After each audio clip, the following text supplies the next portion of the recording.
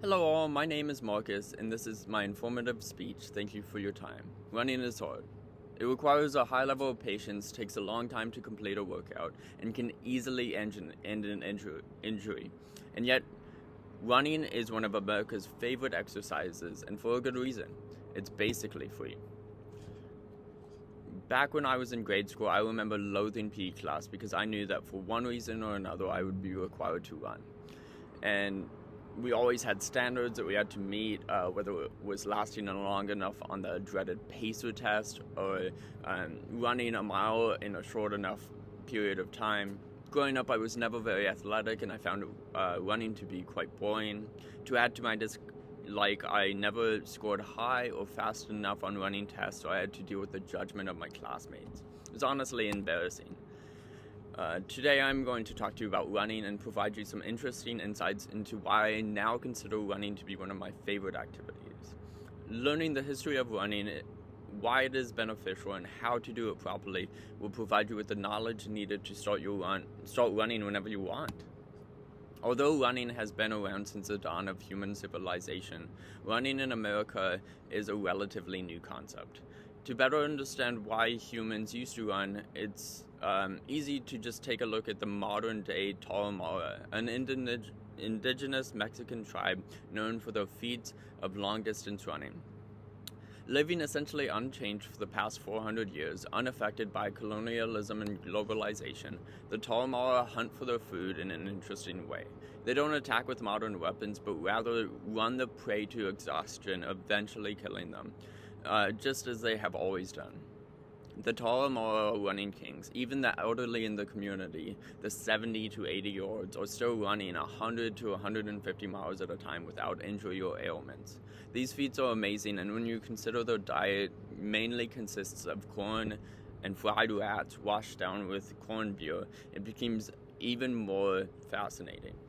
Christopher McDougall, the author of Born to Run, concluded that if we take what we learned from the Tarahumara and compare and contrast it with what we understand about running in a Western culture, we too can avoid injury and run further and longer than previously assumed.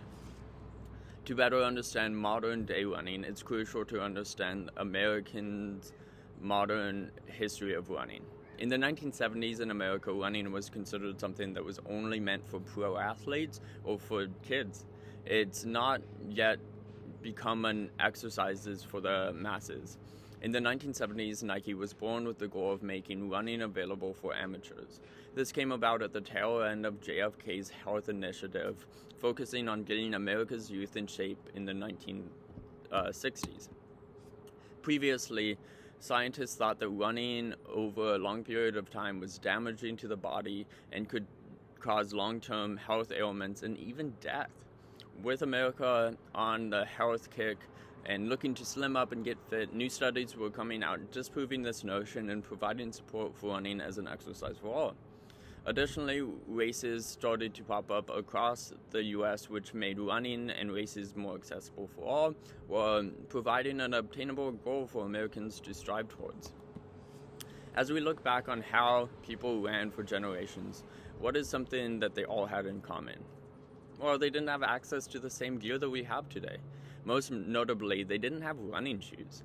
When considering the shape of the modern running shoe, they generally have a large EVO foam heel that is meant to cushion the heel as you land. This thought makes sense if you think about it, but when inspected by scientists, it simply does not hold up.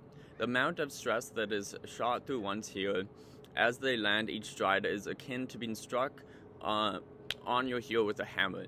It has all of the force of your body landing, shooting straight into your heel, and the foam just isn't enough to negate that. Even if there's 2 inches of foam on the heel, it's simply not enough to provide support to be able to absorb the amount of force caused by running.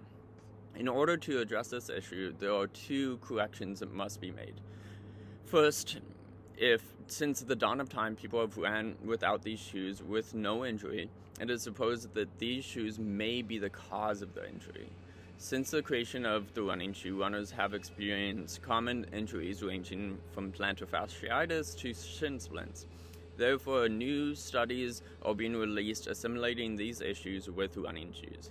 So what's the solution? Many would say it's important to run in the way that our ancestors run, barefoot. Or at least running with a flat sole shoe, because barefoot running isn't for everyone. The second thing that we must address is proper running technique. Most runners nowadays land on their heel first, and this is because the heel of the shoe is so large that to run any other way creates so much stress on the other joints in your feet. And to run properly in a minimalistic or flat shoe, the proper technique is to land on the forefront of your foot and directly between the toes and the arch of the foot. This in turn creates a natural spring effect where you pivot on your toes and then gently, your muscles gently allow your heel to touch the ground, which in turn strengthens dormant muscles in your feet, as well as taking a lot of stress away from your joints and bones that would have otherwise be applied to your muscles. By running with proper shoes, or preferably no shoes at all, paired with proper technique, many have found the freedom of running and have been able to overcome chronic running injuries. Today I shared with you the history of running with an emphasis on the indigenous tribe of Mexico, the Tarahumara, the modern history of running in America starting in the 1970s, and how we're meant to run long distances through proper technique, equipment usage, and maybe barefoot. With the information in the speech, I encourage you to do your own research while trying the techniques of landing on your forefoot. Even if it's just through walking, you will feel a difference and notice new muscles waking up. Lastly, remember to take it slow and listen to your body. Thank you for listening to my informative speech.